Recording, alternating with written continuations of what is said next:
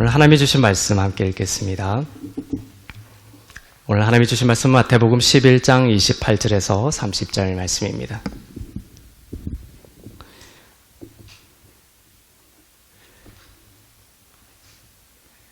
네, 우리 한 목소리로 함께 읽도록 하겠습니다. 시작. 수고하고 무거운 짐진 자들아 다 내게로 오라. 내가 너희를 쉬게 하리라. 나는 마음이 온유하고 겸손하니 나의 멍에를 메고 내게 배우라. 그리하면 너희 마음이 쉼을 얻으리니 이는 내 멍에는 쉽고 내 짐은 가벼움이라 하시니라. 아멘. 이스라엘에 가면 가버나움이라는 도시가 있습니다. 이 가버나움에서 예수님은 많은 기적을 베푸셨습니다. 백부장의 하인을 고치셨습니다. 중풍병자를 고치셨습니다. 왕의 신하의 아들을 고치셨고 또 베드로의 장모와 많은 사람들을 고치셨습니다. 그러나 많은 기적을 가버나움에서 베푸시고서도 예수님은 거절당하셨습니다. 이 거절감, 이렇게 예수님처럼 거절을 당했다면 우리는 어땠을까? 오늘날 이 거절감과 우울증으로 많은 사람들이 고통을 받고 있습니다. 가버나움에서 예수님은 거절당하셨지만 예수님은 자신을 책망하거나 자신을 학대하거나 낙심하지 않으시고 도리어 하나님께 감사하셨습니다. 온유하신 예수님입니다. 가버나움에서 예수님께서 거절을 당하신 이후에 주님의 하셨던 고백을 보겠습니다.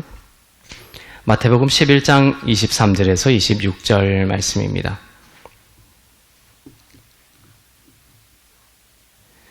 시작. 가버나움아 내가 하늘에까지 높아지겠느냐 음부에까지 낮아지리라. 내게 행한 모든 권능을 소돔에서 행하였더라면 그 성이 오늘까지 있었으리라. 내가 너에게 이르노니 심판날에 소돔 땅이 너보다 견디기 쉬우리라 하시니라. 그때 예수께서 대답하여 이르시되 천지의 주제이신 아버지여 이것을 지혜롭고 슬기 있는 자들에게는 숨기시고 어린 아이들에게는 나타내심을 감사하나이다. 옳소이다. 이렇게 된 것이 아버지의 뜻이니이다. 참 많이 놀라움을 느낍니다. 많은 거절이 있었지만 또 주님은 비록 작은 인원이 회심했지만 그들이 아버지의 뜻 가운데에서 예수님을 믿게 된 것에 대해 하나님 아버지께 감사를 드리셨습니다. 이렇게 위대한 기적을 베풀면 사람들이 구름대같이 몰려들고 예수님을 믿으면 얼마나 좋았겠습니까? 하지만 가버나움에서는 많은 사람들이 이러한 기적을 보고서도 주님을 거절했던 것이죠. 왜 이렇게 일이 안 풀리지? 이렇게 주님은 하지 않으셨습니다. 많은 기적에도 많은 사람들이 나를 믿지 않다니 이건 실패구나 라고 하지 않으셨습니다. 사람들이 나를 배척하고 싫어하다니 이제 그만둬야 되겠다 하지 않으셨습니다. 주님은 모든 상황 속에서 하나님을 바라보았습니다. 예수님의 관점은 하나님 아버지였고 아버지의 부르심이었습니다. 우리들이 아주 많은 경우에 잊고 있는 것이 이 부르심입니다. 주님은 부정적이고 비관적이지 않으셨습니다. 예수님은 이렇게 말씀하셨습니다. 어린 아이들에게는 이 복음을 나타내시니 감사합니다. 그리고 하나님이 옳으시다는 것을 인정하셨습니다. 내 기준이 아닙니다. 옳소이다. 이렇게 된 것이 아버지의 뜻이니이다. 거절됐는데도 그것을 옳소이다. 이것이 아버지의 뜻이니이다. 이렇게 말씀하셨던 것이죠. 그의 시선이 어디에 가 있는지 보기를 원합니다. 잘 되지 않는 것 같은 순간에도 내 뜻과 다른 순간에도 아버지의 뜻을 인정하셨고 낙심하거나 포기하지 않으셨습니다. 그런 주님을 바라보기를 원하는 것이죠. 예수님은 이 땅을 부르심 안에 깨어 사셨습니다. 우연히 태어난 것이 아니라 그리고 그냥 먼지처럼 살다가 의미 없이 가는 것이 인생이 아니라 하나님 아버지께서 나를 이 땅에 보내셨고 십자가의 그 사랑의 구원 사역이라는 하나님 아버지께서 보내신 부르심을 늘 알고 계셨습니다. 그리고 그 부르심 안에서 주님은 안식하며 흔들리지 않으셨습니다. 아버지께서 부르셨으니 부르신 분이 모든 것을 이루실 것을 주님은 믿으셨습니다. 이 믿음이 여러분 가운데 있기를 바랍니다. 우리 인간의 부르심은 무엇입니까? 이러한 직업 등도 부르심이라고 말할 수 있지만 우리의 본질적인 높은 부르심은 바로 하나님을 찬송하고 높이는 영광의 삶으로의 부르심입니다. 이 땅에 우리가 왜 태어났는가? 이사야서 43장 21절을 보겠습니다.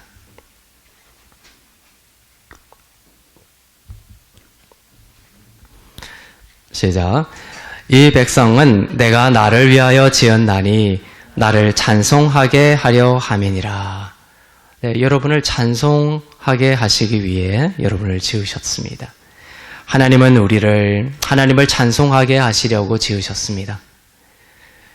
죄로 인해 망가진 인생들을 예수 그리스도의 복음을 통해 회복시키셔서 그 인생들을 통해서 찬송을 받으시고 사랑으로서 이 땅을 우리와 함께 다스리기 위하여 우리를 부르셨습니다.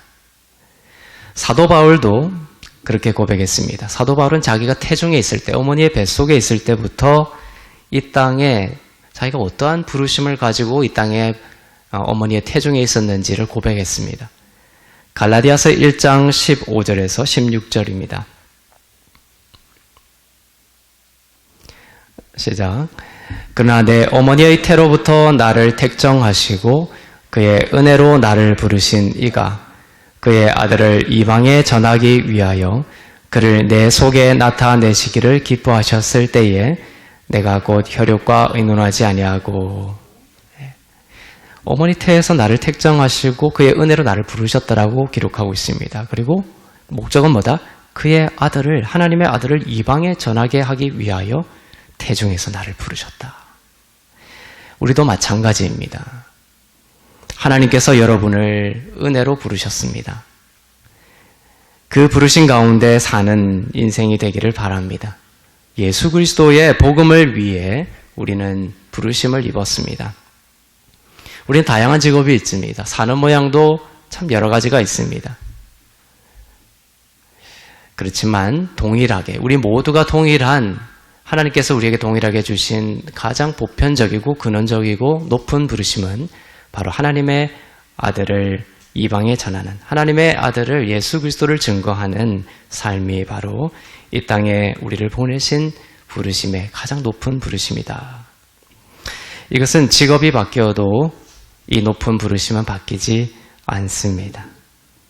이 높은 부르심 안에 있으면 우리가 직업이 달라지거나 혹은 직업이 없어지더라도 얼마든지 부르심 안에서 영광의 삶을 살 수 있습니다.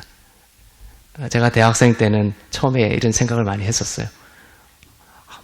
좋은 직업, 판사, 검사 되고 참 그렇게 해서 하나님의 영광을 높이기를 처음에는 원했다가 점차 하나님께서 제 마음을 어떻게 바꿔주셨냐면 내가 아무런 직업이 없더라도 세상에서 칭송받는 아무런 그러한 번듯한 직장이 없어도 그냥 내 삶 자체가 예수님을 전하는 삶이면 그것으로도 충분히 아름다울 수 있다는 것을 주님이 알게 하셨고 그러면서 제가 어떤 세상의 어떤 관점의 구속으로부터 해방되게 되었던 것이죠. 이것이 이제 부르심에 대해서 우리가 눈을 뜨는 것입니다. 우리가 직업이 없어지고 또 어떤 사람들은 내가 주부라면 하나님의 영광을 나타낼 수 없느냐, 그렇지 않다는 것이죠. 얼마든지 우리는 어떠한 상황과 여건과 환경에 있을지라도 이러한 높은 부르심 안에서 영광의 삶을 살 수 있습니다. 높고 낮은 직업의 귀천이 있는 것이 아닙니다. 높은 부르심 안에서 우리는 사람을 의식하지 말고 예수 그리스도를 바라보는 높은 부르심 속에서 사는 인생이 되기를 바랍니다. 하나님은 이처럼 우리들을 이 땅의 은혜로 부르시고 복음의 부르심으로 살아가도록 지금의 자리에 부르셨습니다. 그리고 그 부르심은 후회가 없으십니다. 로마서 11장 29절을 보겠습니다. 시작. 하나님의 은사와 부르심에는 후회하심이 없느니라. 하나님의 부르심에는 후회가 없으시지만 우리는 종종 연약하여 후회할 때가 많습니다. 넘어질 때가 있습니다. 그러나 감사한 것은 주님께서는 수고하고 무거운 짐진 자처럼 살아가다가 연약해져 있는 우리들을 다시 안식으로 회복시키셔서 안식으로 복음의 높은 그 부르심의 삶을 살아갈 수 있도록 늘 도와주신다라는 것이죠. 첫째는 우리가 부르심 가운데 산다.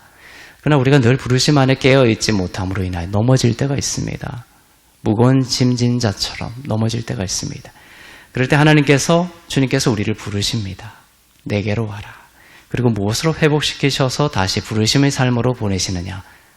바로 안식으로, 쉼을 통하여 우리를 회복시키셔서 다시금 부르심의 삶을 살아갈 수 있도록 늘 도와주십니다.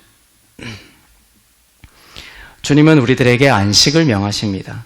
수고하고 무거운 짐진 자들아 다 내게로 오라. 내게로 오라고 하십니다. 다른 데로 가지 마십시오. 수고하고 무거운 짐진 자로 여러분이 살아가다가 낭망했을 때, 여러분의 삶의 짐이 너무나 무거울 때, 지치고 힘들 때, 어디로 가야 할지 길을 잃었을 때 이 말씀을 들으십시오. 주님은 다 어디로 오라? 내게로 오라. 다른 데로 가면 안 됩니다. 다 내게로 오라고 하십니다. 내가 너희를 쉬게 하리라. 주님 말고 세상의 다른 쉼은 참된 쉼을 주지 않죠. 우리에게 참된 안식을 주시는 분은 예수님이시며 예수님에게 가면 우리는 안식할 수 있습니다. 그래서 이 예배 자리를 소중히 여기시고 또 주님 곁을 떠나지 않는 그런 여러분이 되셔야 하는 것이죠. 주님이 수고하고 무거운 짐진 우리를 회복시키시는 그 안식은 영과 혼과 육 모두에 걸쳐 있습니다. 안식을 통해 우리의 영을 회복시키시고 안식을 통해 우리의 혼을 회복시키시고 안식을 통해 우리의 육을 회복시키십니다. 이 수고하고 무거운 짐진 자들아 다 내게로 오라 하셨을 때 이 수고하고 무거운 짐은 첫 번째는 율법의 짐입니다. 왜냐하면 주님께서는 그 바리새인들에게 너희들은 손 하나 까딱하지 않고 많은 사람들에게 지킬 수 없는 무거운 짐을 율법의 짐을 지우고 살아간다라고 바리새인들을 꼬집으셨습니다. 이처럼 수고하고 무거운 짐의 가장 첫 번째는 이 율법의 무거운 짐입니다. 주님은 다 내게로 오라. 수고하고 무거운 짐진 자들아 다 내게로 오라. 내가 너희를 쉬게 하리라. 주님이 율법의 마침이 되심으로 우리가 주님 앞에 가면 그 율법의 그 무거운 짐으로부터 벗어나게 되는 것입니다. 또한 두 번째는 주님께로 가면 주님은 수고하고 무거운 짐진 우리들의 영과 혼과 육을 회복시키십니다. 첫 번째로 예수님께 가면 우리들은 영의 안식을 얻습니다. 이것이 아주 중요합니다. 혼의 안식, 육의 안식이 있더라도 이 영의 안식이 없으면 천하를 구하고도 생명을 잃으면 무슨 소용이 있겠느냐라는 말씀과 같은 거예요. 세상은 혼의 회복을 다룹니다. 또 육의 회복을 다룹니다. 물론 이것도 중요합니다. 복음도 이것을 다룹니다. 하지만 무엇이 없으면 영의 회복, 영의 안식이 없으면 세상을 모두 잃고도 생명을 잃은 것과 마찬가지라는 것이죠. 예수님은 우리의 영을 안식으로 인도하시고 회복시키십니다. 이것이 무엇이냐? 우리의 영을 회복시킨다는 것이 무슨 뜻이냐? 우리의 영을 안식하게 하신다는 것이 무슨 뜻이냐? 모든 죄로부터 양심이 쉼을 얻는다라는 것입니다. 우리의 영이 쉬지 못하고 수고하고 무거운 짐을 지고 있다라는 것은 바로 죄가, 우리의 모든 죄가 사해졌다라는 이 영의 해방과 회복이 무너진 것을 말합니다. 수고하고 무거운 짐을 지고 있다는 것은 많은 사람들이 하나님께 나아갈 때 영혼의 빚을 가지고 하나님께 나아갑니다. 왜 사람들은 하나님을 즐거워하지 못하는가? 왜 하나님을 기뻐하지 못하는가? 왜 하나님께 나아가면서도 수고하고 무거운 짐을 진 것 같이 하나님 앞에 나아가는가? 그것은 하나님이 그들의 죄를 집중하고 있다라고 생각하기 때문입니다. 잘못된 설교와 잘못된 가르침을 받았기 때문입니다. 하나님은 여러분의 모든 죄가 예수 그리스도의 십자가에서 하신 그 모든 다 이루심의 사역 때문에 모두 깨끗이 사하여졌다라고 말씀하십니다. 너희들의 죄를 기억하지 않을 것이라고 말씀하십니다. 더 이상 정죄가 없습니다. 이 정죄의식 가운데 있는 것은 잘못입니다. 정죄의식은 하나님과 여러분 사이에 소통할 수 없는 장벽을 친 것입니다. 정죄의식으로 하나님께 나아가는 것은 예수님께서 십자가에서 하신 모든 사역을 모욕하는 것입니다. 주님께서 십자가에서 다 이루셨다라고 하셨지만 내가 하나님 앞에 나아갈 때 여전히 하나님은 나의 죄를 보시고 그것을 판단하시고 심판하고 계시다라는 이 생각은 바로 십자가를 모욕하는 것이죠. 주님을 기념하는 것이 아닙니다. 성찬을 하면서도 나를 기념하라 주님이 성찬에 대해서 말씀하셨죠. 그것은 바로 예수님의 십자가로 나의 모든 죄가 사하여졌고 결코 정죄함 없는 그리스도 안의 새로운 내가 되었다라는 것을 믿는 것입니다. 예수를 믿는다고 하면서도 또 수십 년 동안 신앙생활을 하면서도 사람들은 사실상 복음을 알지 못하는 경우가 많이 있습니다. 여전히 정죄의식 속에 살고 있고 죄로 인해 양심이 고통받고 있고 의롭게 되었다라는 복음을 믿지 않고 있습니다. 겉만 번드레하게 신앙생활을 하는 거예요. 아예 의의 복음을 알지 못하고 있는 경우도 많습니다. 하나님은 쉼을 주시기를 원하시고 저는 아무 실수 없이 아무 죄 안 짓고 사는 이 삶을 말하는 것이 아닙니다. 우리는 늘 남에게도 얘기하지 못하는 은밀한 나의 죄 속에서 평생을 살아갑니다. 진짜 하나님이 원하시는 깊은 사랑은 물론 그것은 열매로 나오게 되지만 십자가로 우리에게 주신 복음의 능력의 근본은 뭐냐 하면 그 모든 죄로부터 우리를 십자가의 보혈로 사하셨다라는 것이요. 더 이상 나에게 정죄함이 없다라는 그리스도의 보혈의 능력을 믿는 그 믿음의 뿌리가 깊어지는 것이 진정한 신앙의 깊이입니다. 마치 나는 죄 안 짓는 사람처럼 모든 면에서 완벽한 사람처럼 이것이 바리새인 것이에요.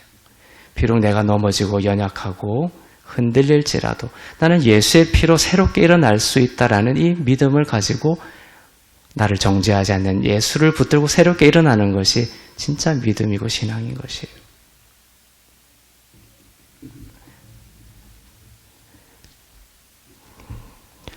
둘째로 예수께로 가면 혼의 안식을 갖게 됩니다. 혼은 지정의를 포괄합니다. 특히 이제 감정이라는 것이 이 혼의 영역이죠. 예수를 믿고 거듭난 이후일지라도 우리의 혼은 지정의는 전쟁을 치르고 있습니다. 혼은 마음이란 단어로 표현될 때가 많습니다. 하나님은 우리 가운데 어떤 마음을 품기를 원하시는가? 그것은 바로 그리스도의 마음을 품으라고 명하십니다. 빌립보서 2장 5절을 보겠습니다.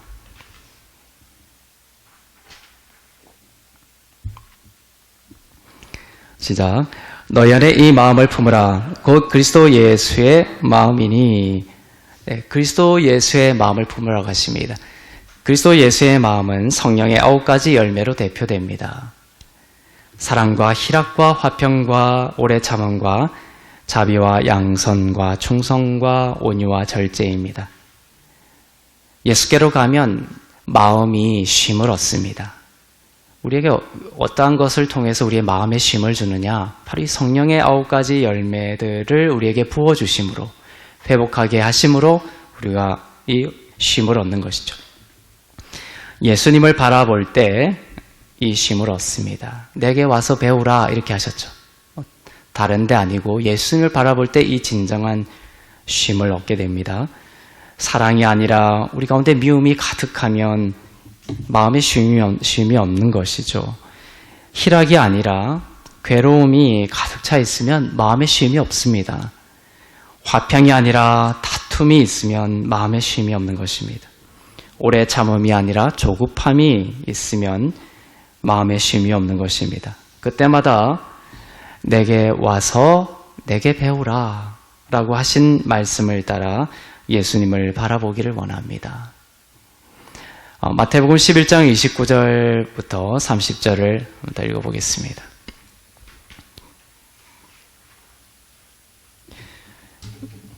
시작. 나는 마음이 온유하고 겸손하니 나의 멍에를 메고 내게 배우라. 그리하면 너희 마음이 쉼을 얻으리니 이는 내 멍에는 쉽고 내 짐은 가벼움이라 하시니라. 예수님은 그 마음이 온유하고 겸손하신 분이십니다. 온유와 겸손은 유약함이 아닙니다. weakness가 아닙니다. 유약함이 아닙니다. 온유하고 겸손하다고 해서 유약하다는 것을 뜻하는 것이 아닙니다. 예수님은 결코 그렇지 않으셨죠. 온유함은 하나님의 그 영적인 주도권 아래에 있는 힘을 말합니다. 만일 여러분이 육신의 정욕이 그 솟아나는 대로 욕을 하고 화를 내고 또 늘 도망가면 여러분의 영적인 주도권 아래에 있는 것이 아닙니다. 온유는 절제를 필요로 합니다. 그래서 성령의 9가지 열매에서 그 마지막이 온유와 절제입니다. 참된 온유는 영적인 절제 또 영적인 주도권에서 나오는 진정한 강인함입니다. 오른뺨을 치면 왼뺨을 주라는 말이 성경에 있습니다. 그것은 비굴해지라는 뜻이 아닙니다. 그들의 도발에 놀아나거나 끌려다니지 말라는 것입니다. 왜 치는 것이죠? 도발을 일으키는, 도발해서 우리의 그 sinful nature, 그 죄성을 우리로부터 드러내기를 원하는 거예요, 사단은. 영적인 주도권을 빼앗아 가려고 하는 것입니다. 오른뺨을 치는 것은.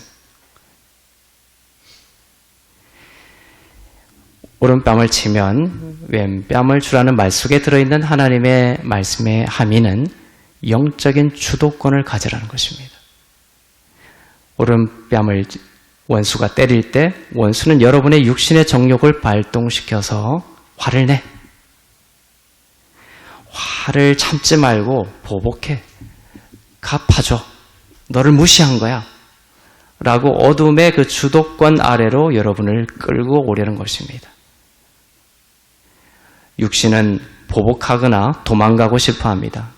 그러나 주님의 말씀은 분노하고 보복하려는 마음을 절제하면서 이 원수가 걸어대는, 그리고 한번 골이 걸리면 질질 끌려다니게 만드는 이 전쟁에 끌려다니지 말고 영적인 주도권을 회복하고 가질 것을 명하십니다.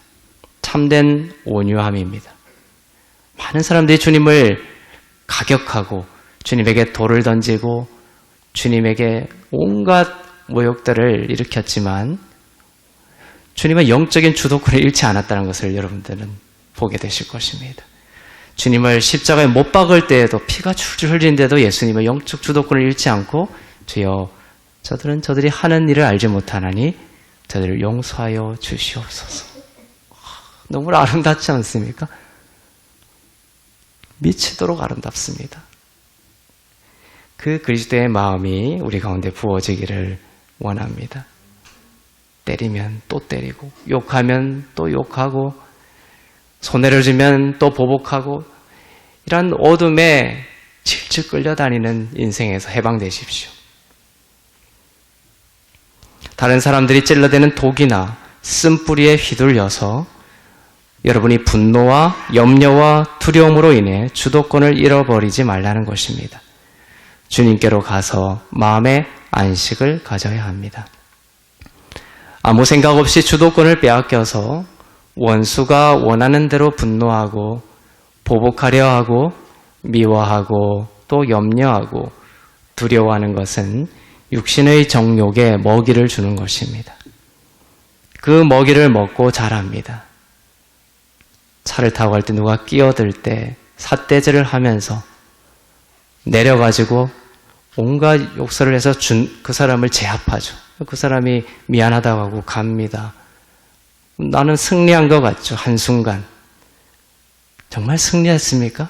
집에 와서 그 안에 성령이 있는 사람들은 알 거예요. 이 괴로움. 승리했지만 결코 승리가 아닌 이 괴로움. 영적 주도권을 빼앗긴 것이죠.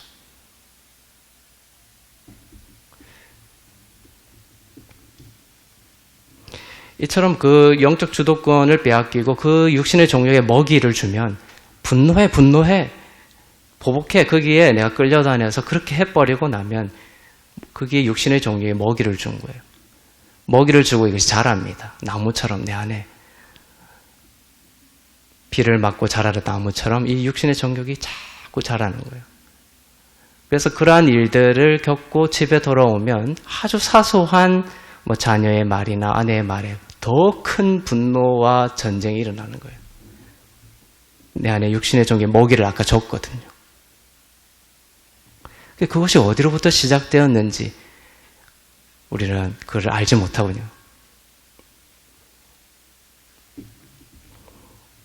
육신의 정욕이 우리에게 올라오면 그것이 십자가에서 죽었다라는 것을 알고 그것에 먹이를 주는 것을 거쳐야 합니다. 굶겨 죽여야 되는 거예요, 그거를. 먹이를 주지 않으면 육신의 정욕은 굶어 죽게 되고 물러나게 됩니다. 화를 내 했을 때 용서해버리면 굶어 죽는 거예요, 그것이. 육신의 정욕이. 대신 여러분이 먹이를 줘야 할 것은 성령의 9가지 열매에 먹이를 주는 것입니다. 먹이를 준다는 것은 성령의 9가지 열매를 사모하고 예수를 바라보는 것을 통해 생명의 관점을 가지는 것입니다. 생명의 관점을 가지고 또 생명의 관점을 말하는 것입니다.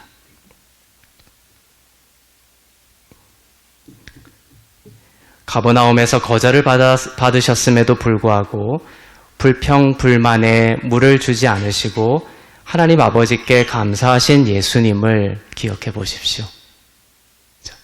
예수님이 가버나움에서 많은 기적을 일으켰음에도 불구하고 사람들에게 거절을 당하셨을 때 예수님은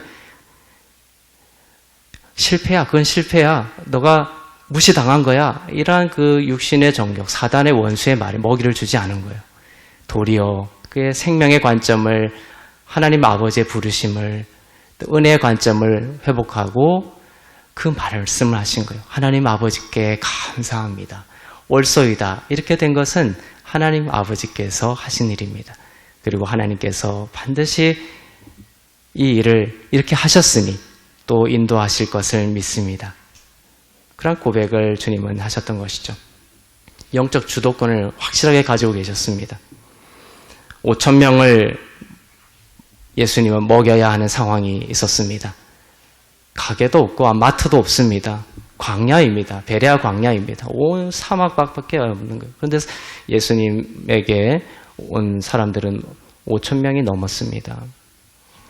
그런데 자원은 적었어요. 물고기 2마리와 보리떡 5개밖에 없었습니다.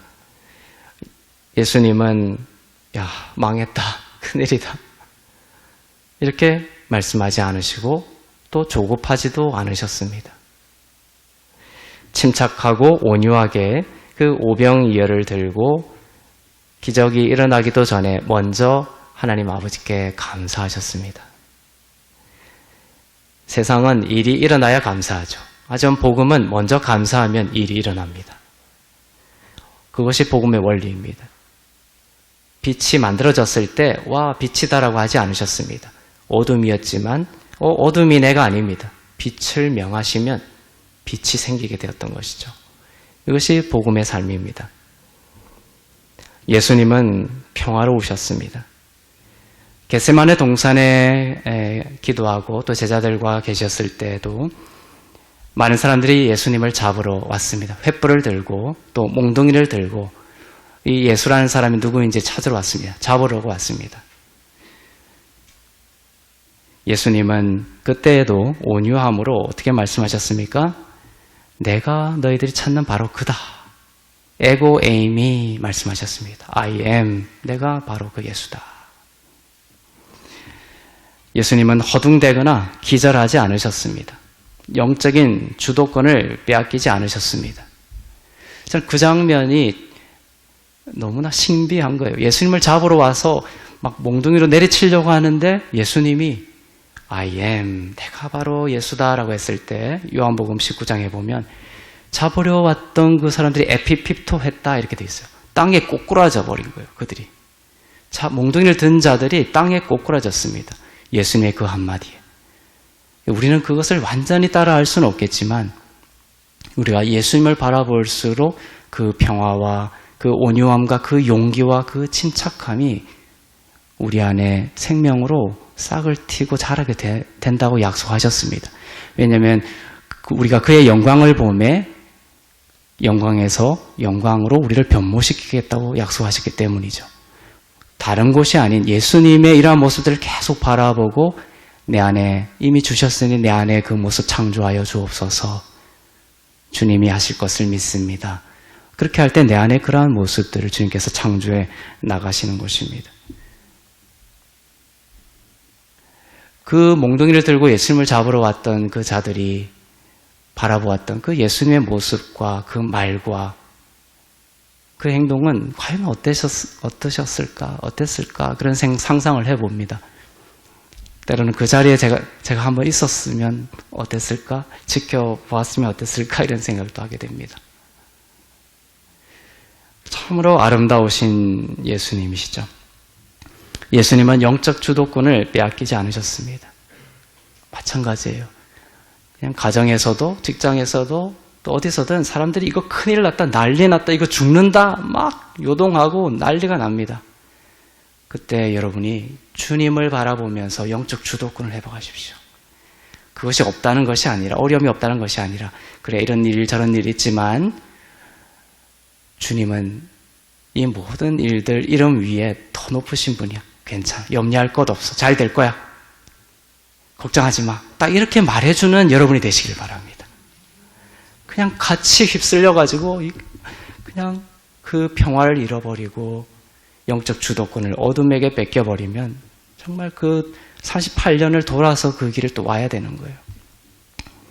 하지만 그 순간에도 예수님처럼 하나님 아버지의 부르심과 또 하나님 아버지 예수님을 바라보면서 평화와 성령의 그 9가지 열매, 그 열매에 물을 주면서 먹이를 주면서 내 안에 그 참된 예수 그리스도의 마음이 깊어지고 자라게 되는 여러분 되기를 바랍니다.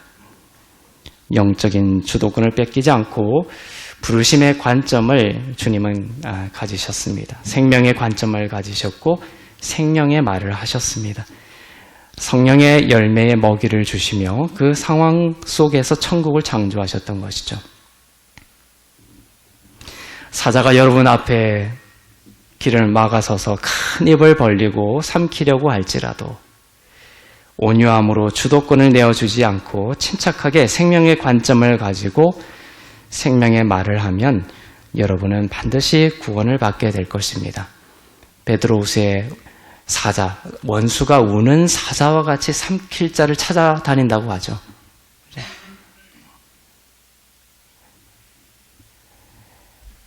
그 말의 어떤 원어적이고 더 깊이 있는 의미는 뭐냐면 원수가 우는 사자같이 삼킬 자를 찾아다니는 거예요. 하나님을 우는 사자같이 여기게 만듭니다. 그리고 마치 그 사자가 우리를 삼킬 것 같이 여기게 만듭니다. 하지만 그 밑에 보면 하나님의 예수 그리스도의 은혜가 나오고 우리의 믿음의 터를 더욱 강하고 견고하게 하시는 하나님의 은혜에 대한 말씀이 나오게 되죠. 결코 사자는, 원수는 여러분을 삼킬 수 없습니다. 마치 삼킬 수 있을 것 같이 으르렁대고 울어서 여러분도 그게 영적 주도권을 내어주게 하는 거예요. 그리고 스스로 무너지는 것입니다. 하지만 예수님처럼 여러분이 그러한 상황 속에서도 너는 패배한 사자야, 너는 패배한 원수야, 하나님이 나와 함께 하심으로 시냇가에 심은 나무처럼 하나님께서 나의 삶을 범사에 형통케 하실 거야. 그 평화와 온유함 가운데 머물며 영적 주도권을 잃지 아니하면 우는 사자는 종이 호랑이처럼 사라지고 말 것입니다. 그리스도의 마음을 가지고 그리스도의 마음에, 그 마음에 안식을 가질 수 있기를 바랍니다. 그리고 생명의 관점을 가지는 영적인 훈련을 하시기를 바랍니다. 생명의 관점에 말을 하는 훈련을 하십시오. 지난 주일에 말씀드렸듯이 여러분의 말에 창조 능력이 있다는 것을 다시 말씀드립니다. 육신의 정욕이 이끄는 대로 부정적인 말을 하지 않고 생명의 언어, 부활의 언어를 사용하여 여러분의 삶에 또 여러분의 가정에 천국을 창조하십시오. 더 이상 내 가정에는 천국이 올 수 없다라는 이 패배주의를 버려야 됩니다. 여러분의 삶에 천국을 창조하십시오. 구원은 새로운 창조입니다. 하나님은 창세기에서 창세기의 그 창조 행위가 기록되어 있죠. 예수님이 오시고 이제 성령을 주셔서 여러분의 입술을 통하여서 이제 새로운 창조를 하시기를 원하시는 겁니다. 여러분을 통해 하나님은 천국을 창조하는 창조 행위를 하시기를 원하십니다. 여러분이 빛을 말하면 빛이 창조될 것입니다. 여러분이 괜찮다, 잘 될 거야, 형통하게 될 거야 라고 하면 그렇게 될 것입니다. 그것을 믿으셔야 됩니다. 아이고, 내가 그렇게 말한다고, 이것이 아닙니다. 여러분만은 이란 하나님의 영적인 그리스도의 마음을 가지고 이 영적 주도권을 잃지 않고 있으면 반드시 그 말과 그 믿음을 통하여 천국이 그곳에 이루어지게 될 것입니다.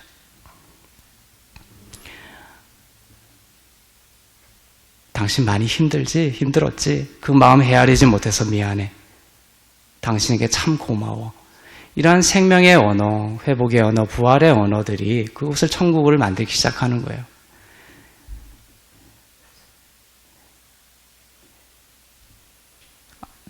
아들이 생각과 다른 점수를 받아왔습니다. 그러면 이게 점수냐? 더 노력해. 이렇게 하지 말고.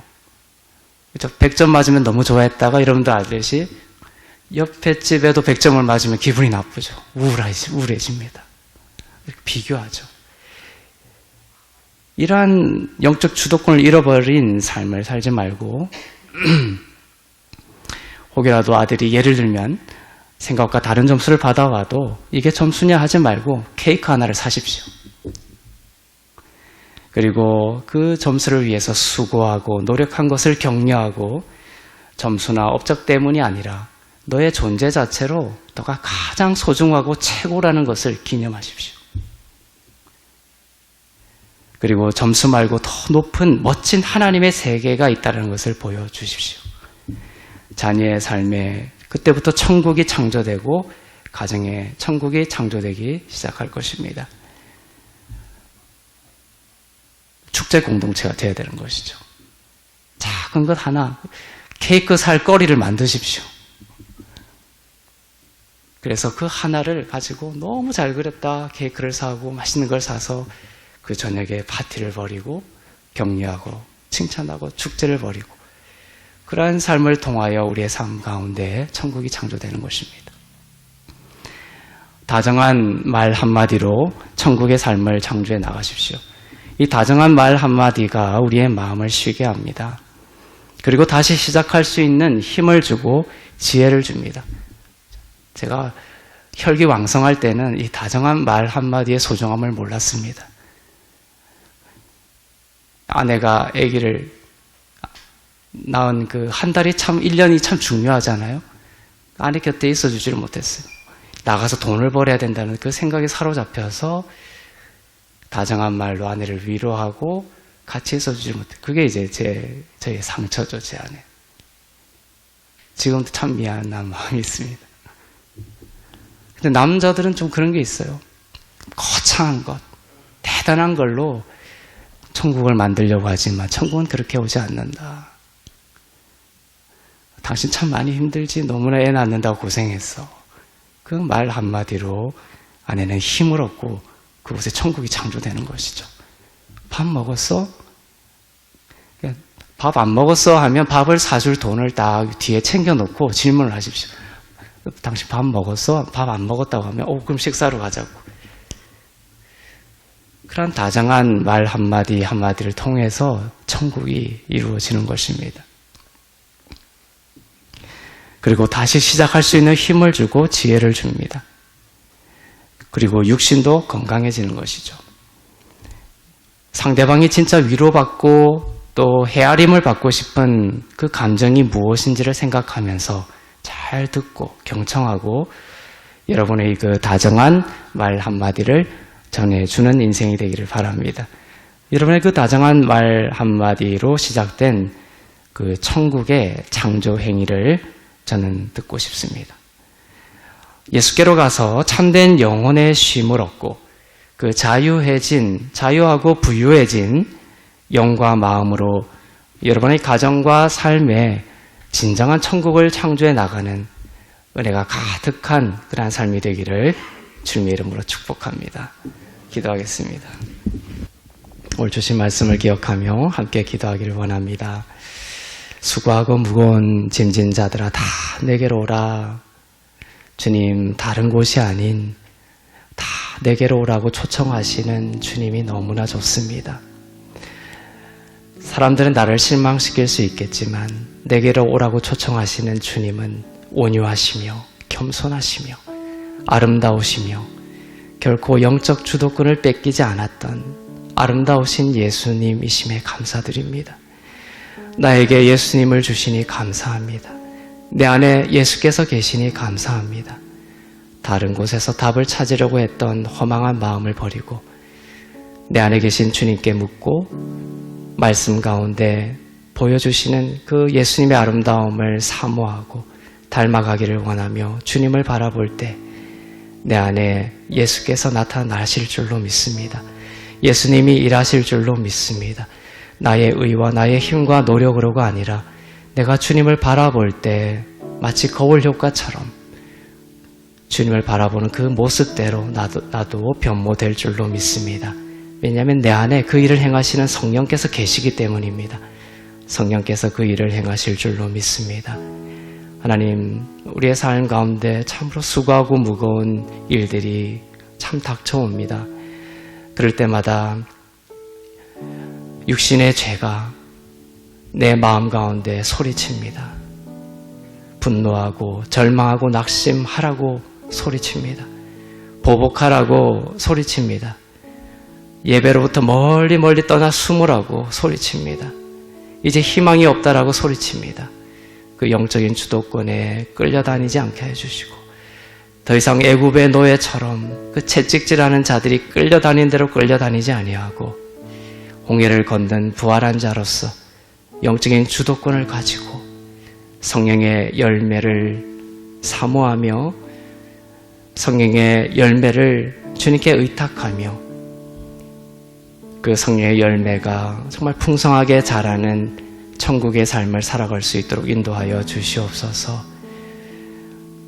우리의 다정한 말 한마디로 또 회복의 언어로 또 용서와 이해와 공감의 언어로 상대방의 그 연약하고 숨어있는 슬픔의 마음을 위로할 수 있게 해주시고 하나님 그 다정한 말 한마디 한마디가 쌓여서 주님 우리 가정에 또 내 삶에 또 주님께서 나를 부르신 그 모든 부르심의 자리에 천국이 이루어지게 하여 주시고 주님 어떠한 경우에도 지금 내가 왜 이 땅에 왔는지 그 부르심을 잊지 않게 하여 주시옵소서. 하나님을 찬송하기 위해 우리를 부르셨고 하나님의 아들을 만방에 증거하기 위해 우리를 부르셨습니다. 내가 비록 직장을 잃을지라도 나는 주님을 증거할 수 있고 내가 비록 어떠한 환경에 있을지라도 나는 주님을 증거할 수 있는 삶임을 알게 하여 주시고 세상이 너는 이것 없으면 안 돼, 저것 없으면 안 돼, 너 이것이 없으면 이러한 세상이 갖추어주는 모든 제한들과 제약들을 벗어버리고 내 안에 빛과 같은 복음을 주시고 성령께서 계시니 나는 어디를 가든지 자유한 자로 예수를 증거할 수 있는 자이며 내 안에 예수께서 계시니 내가 어떠한 경우에도 소리 높여 주를 찬양할 수 있는 부르심에 합당한 삶을 살아가는 자가 되기에 충분한 자임을 믿고 자유하고 기쁨과 감사로 천국의 삶을 살아갈 수 있도록 인도하여 주시옵소서. 함께 기도하겠습니다. 사랑의 하나님 감사합니다. 부르심에 깨어있게 하여 주옵소서. 주님, 돈을 버는 것이 인생의 목적이 아니고 또 높이 유명해지는 것이 나의 목적이 아니고 하나님을 찬송하고 예수 그리스도의 이름을 높이고 하나님의 아들을 증거하는 것이 우리 인생의 참된 지으신 목적임을 다시 한 번 더 깨닫습니다. 하나님의 부르심에 늘 깨어있게 하여 주시옵소서. 부르심을 알지 못하여 길을 잃어버리고 주님 이리저리 방황하는 삶이 아니라 부르심 안에 굳게 서서 주님이 원하시고 기뻐하시고 주님께 영광 돌리는 삶 가운데 거하며 주님이 부르신 그 자리에 천국을 창조해 나가는 귀한 삶을 살아갈 수 있도록 인도하여 주시옵소서. 높고 허망한 데 마음을 두지 아니하며 나에게 주신 작은 것, 나에게 주신 입술, 주님 나에게 주신 그 언어를 통하여서 예수 그리스도를 비추고 천국을 창조하고 하나님 모든 패배주의를 십자가로 꺾어버리고 내 삶 가운데 범사의 형통함을 약속하시며 영원히 강건한 같이 범사의 강건함을 약속하시는 우리 주 예수 그리스도의 약속을 믿고 하나님 그 믿음 가운데 굳건히 살아가고 새롭게 시작할 수 있는 은혜를 더하여 주시옵소서. 반성에서 샘물 나듯 마르지 않는 생수로 우리의 삶을 덮으시고 지혜를 끊이지 않게 해주시며 사랑이 마르지 않게 하여 주시고 사랑과 온유와 성령의 모든 9가지 열매들이 차고 넘치는 인생이 되게 하여 주시며 그러한 가정이 될 수 있도록 인도하여 주시옵소서. 주님만이 소망이며 주님만이 반석이시며 주님만이 우리의 피할 곳임을 고백합니다. 주님만이 우리의 지혜이십니다. 주님께로 갑니다. 가르쳐 주시고 비추어 주시고 우리의 삶 가운데 생명과 빛을 역사하여 주시옵소서. 반드시 회복시키실 줄로 믿습니다. 주님 안에 반드시 생명을 회복시키실 줄로 믿습니다. 하나님께는 능치 못함이 없음을 믿습니다. 사람이 할 수 없는 것을 하나님은 하신다고 하셨사오니 주님 나는 할 수 없는 것 같을지라도 하나님이 하시리라고 하셨사오니 믿습니다. 예수의 이름으로 이루어 주시옵소서. 평화를 선포하게 하여 주시옵소서. 나의 사랑하는 하나님 아버지, 복음의 삶으로 우리를 은혜로 택하여 주시고 이 땅의 부르심으로 세워주시니 감사합니다. 복음의 삶을 살아가면서 수고하고 무거운 짐을 지고 넘어질 때마다 예수님 불러주시니 감사합니다. 그 은혜와 사랑에 감사합니다. 내가 갈 곳이 있다는 것이 너무나 행복합니다. 그리고 나를 초청하시는 분이 아름다우시고 온유하고 겸손하신 예수님이시니 감사합니다. 예수께로 가서 안식을 배우게 하시고 안식을 누리게 하옵소서. 모든 정죄에서 자유한 영을 회복시켜 주시고 그리스도 예수의 마음으로 우리의 마음을 쉬게 하옵소서. 육신의 정욕의 주도권을 내어주고 노예처럼 끌려다녔던 인생을 내려놓고 예수의 영이 인도하시는 생명의 관점과 천국의 언어를 회복하게 하시어 천국의 삶을 창조하며 살아갈 수 있도록 함께하여 주옵소서. 전쟁의 땅에 평화를 주시며 재난의 땅을 구원하여 주시고 이 시간 육신의 질병으로 고통받고 있는 하나님의 백성들 보혈의 능력으로 회복시켜 주셔서 외양간에서 나온 송아지처럼 기뻐 뛰며 주를 예배하는 삶으로 회복시켜 주시옵소서. 나의 주어진 호흡까지도 모두 하나님의 은혜임을 고백하며 드린 예물 위에 기름 부으사 쓰이는 곳마다 하나님의 나라가 온전히 임하게 하옵소서. 이제는 우리 주 예수 그리스도의 은혜와 하나님 아버지의 사랑과 성령님의 위로교통 새롭게 하심의 역사가 예수께로 가서 참된 안식을 배우고 천국의 삶을 창조하며 살아가기를 소망하는 주 안에서 의롭고 흠없고 거룩한 교회 위에 선교사님들 위해 나라와 민족들 위해 이제부터 영원토록 충만하시기를 간절히 축원하옵나이다. 아멘.